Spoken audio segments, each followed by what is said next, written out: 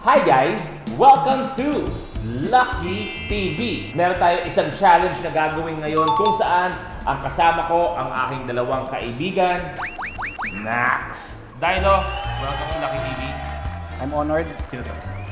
Sino ba yan? Yung isang kaibigan natin hindi nakapunta. Paano So kami kumuha sila ng tumatawid sa baba. Pangalan mo? Alala ka naman. Pons. Si Don Fons. Alam niyo naman, pag-usapang Lucky TV, siya ang aking kaibigang bilyonaryo. Pero tingnan natin kung ano mga trip mong kasagutan sa ating Would You Rather. Ready ba kayo? Game. Unang katanungan, maging flying ipis ka ba for the rest of your life, pero milyonaryo ka?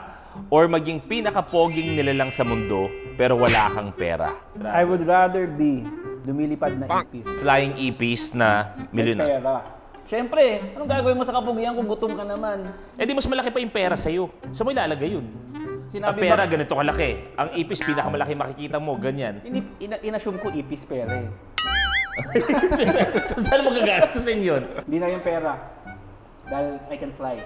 Ang habol mo yung paglipad. Yes. Oh, maganda. Ikaw? I would rather be Diba? a flying ipis. Oh wow, bakit? Kasi araw-araw ko nararamdaman yung pagiging pogi eh. So gusto ko naman maging ipis ngayon. Kahit na walang pera, okay lang. Ako dama ko siya. Hindi naman sa I would rather, pero sa akin kasi, kumbaga, cargo ko yun yung pagiging pogi. Wala nang problema naman yung sa pera naman, madali pag-usapan. Pero yung pogi, araw-araw ka nang, parang bago lang. Ang hirap nun. Parang bago lang siguro. Alam mo yung sa araw, mula Monday hanggang Sunday, guwapo ako sa mga araw na Y, ang ending. Lahat yun. Grabe. So parang kumbaga, may iba lang. Gets. Susunod. Magkaroon ng flying superpowers, pero umuutot ka kapag lumilipad ka, o super speed, pero may long-lasting BO ka. Super speed pare. Pero medyo hindi kagandahan ang amoy mo. Okay lang yun. Kasi bago nila maisip kung sino yung mabaho, boom! Wala ka na. Ang ganda ng sagot mo. Tapatan mo to, pre. Tapatan mo to, pre. Gusto ko yung umuutot. Kumbaga, yung lipad mo, yung paglipad mo gamit yung puwersa ng utot mo. Ayun yung super power ko eh. Oo. Kung hindi ka umuutot, Diba? hindi ka makakalipad. So hindi siya yung parang lumilipad ka tapos nagkataon na hindi ganon. Yun yung pangkuha mo ng puwersa, panglaban sa gravity. Hindi lang yun. Ayun ang panglaban ko sa enemy. Diba? Kasi may lalapit ba sa'yo kung utot ka ng utot? Pero kailangan yung gumaganong ka sa air yung yung paglipad mo. Ako babaguhin ko. Siguro gusto ko para maiba lang, para challenging. Para challenging kasi ito super speed na may long lasting BO. Ako I would rather na super speed tumakbo pero may hika ako. Ang hirap nun. Pwesto ka.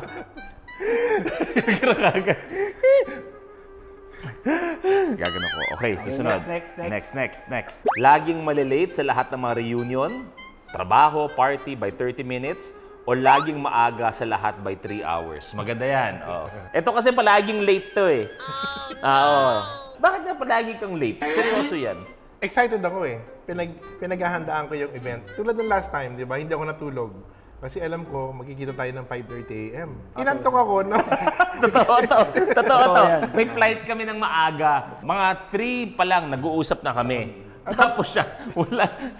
Sa chatroom, gising ka na? Wala sumasagot. Gising ka na? Wala talaga. Bakit nga? Sabi ko, tutulog ako mga 15 minutes lang. Pagising ko, 5 AM na. Ayun, naghabol ng flight. Buti na lang. Buti nakaabot pa. O, ikaw? Ako syempre, dapat lagi kang early. Kahit gano'n ka pa. Parang hindi naman. Oy, never ako nalalate ha. Aga ako lagi. Ako, totoo yan. Isa yun sa mga, kumbaga, tinuro sa akin sa showbiz. Mas okay na mag-antay kaysa ikaw yung inaantay. Mas maaga ka sa call time mo, even better. Dati ang taping Thursday, Tuesday pa lang nandun ako. Wow. Pero totoo yan. Never kang na-late. Kahit sa taping, ikaw nauuna dun sa set nyo. Ako, tumutulong ako sa set. Di ba? Ganun ako kaaga, pero totoo yan. Yung bagay na mas okay na mag-antay ka kaysa ikaw ang inaantay. Susunod. Matrap ka sa isang room na nakalock na sobrang init o sa isang room naman na sobrang lamig? Matrap ako sa sobrang lamig. Dahil sobrang hot ko, umiinit yung room eh. Iinit yung buong kwarto dahil sa'yo. Dahil sobrang lamig yan. Ako, mas pipiliin ko yung malamig. Kasi nakaka-stress yung init eh. Hindi ko talaga kaya ng mainit. Parang sineryoso niyo masyado. Seryoso ba ito? Kumbaga sa basketball, may pumusta ka ba? Pinag-isip ako pinag-isip ako mabuti. Kami kakalokohan yung mga sagot. Ikaw parang niisip ko, hawak ba namin pamilya mo? Kaya yun naisip ko eh. Oh, parang hawak. Ako lamig. Ito, sundan ka ng isang langgam for the rest of your life. Sundan ka ng isang langgam. O sundan ka ng 1 bilyon na langgam, pero isang araw lang. Ako yung sundan ng 1 bilyon, pero isang araw lang.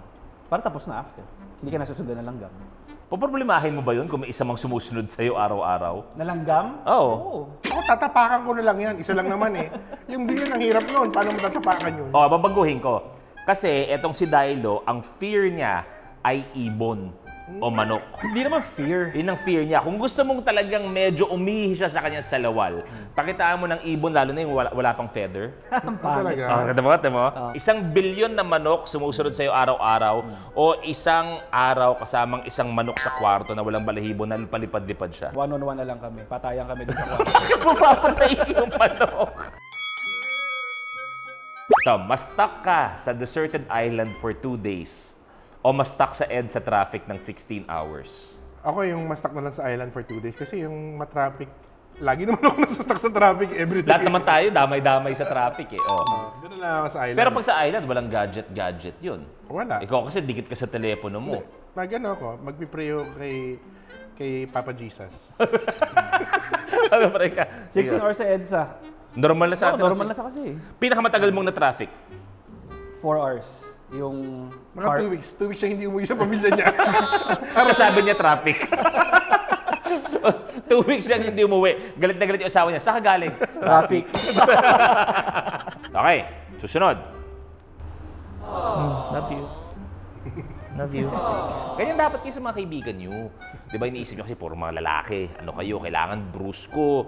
Di ba sinasabi nila, ang lalaki, di dapat umiiyak. Ang lalaki, Iba na hindi ngayon. nagsasabi ng Iba na feelings. ngayon. Dapat, Pakita nyo, kiss kayo. Tol, ba't kayo ilang? wag tol. Love you. Love you. Okay. Medyo bad trip to, hassle to. Mag-host ng kiddie party habang may sore throat at lagnat or umattend ng 3-hour ballet recital pero umuubo ka. For sure, hindi ko piliin yung may lagnat. Pero kung pipiliin ko yung may ubo, magmamas na lang ako. Ako, I would rather Wow. choose the... Ayan na, nag-English siya. Okay. I'm sorry, I thought it's English. Okay. Sige, You would rather I would rather... have bad times with you than good times with someone else. Ano nga? Hindi, gusto ko may lagnat na lang ako. Kasi yung ubo ka ng ubo, nai-istorbo ko yung nag-recital eh. Siyempre, sumasayaw-sayaw doon, tapos subo ka ng ubo, makukuha mo yung attention niya. At saka yung lahat ng tao, mas magiging alarming for them. Kumpara sa kiddie party, ganda yung punto din niya na para steady lang. Ang sa akin dito, kahit anong piliin mo, 2 symptoms na yan eh. Pag 2 or more symptoms na kasi, baka flu na. Iba-iba talaga ang manifestation ng flu sa bawat tao. Kung sa akin, lagnat tsaka sore throat. Sa iba naman, pwedeng body pain, sipon, tsaka headache. Ano man symptoms combination na nararamdaman mo, basta 2 or more symptoms, baka flu na. Kaya mag-BioFlu. Susunod, get an endless supply ng BioFlu na hindi mo alam kung saan ilalagay or have a BioFlu banig appear randomly from time to time. Parang ang saya nung randomly, no? Kung kailan mo kailangan. Ganda nun, no? Lagi akong bumibili ng BioFlu. Not only for me, but for everyone else sa bahay. Ang cute ng ilong mo, no?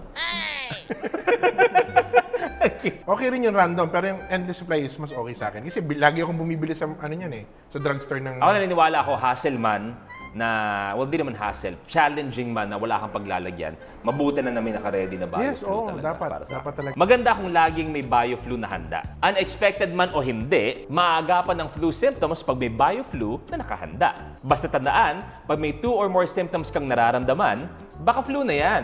Mag-BioFlu na. May phone-in question tayo. Tama, may phone-in. At anong, sabi niyo may katanungan kayo para sa akin. Anong katanungan ninyo? Would you rather dance the Baka Fluna jingle or sing the Baka Fluna song? Kung sasayawin natin ang BioFlu jingle or kakantahin natin ang BioFlu song. Eh, ba't hindi nilang kantahin? Sa ganda ng boses mo, mas magugustuhan nila. Kanta. Pag 2 or more symptoms, it might be flu. Baka flu na, lagnat at sore throat mo. I-BioFlu, baka flu na. Body pain, sipon, ubo. from post-nasal drip. 2 or more symptoms? Baka flu na yan. Kaya, buy flu na! Unilab yan. Kaya maraming salamat sa inyong panonood ng Lucky TV. Dilo, thank you very much, brother. Don Fons, maraming salamat. At like, share, subscribe, and God bless you all. Stay healthy.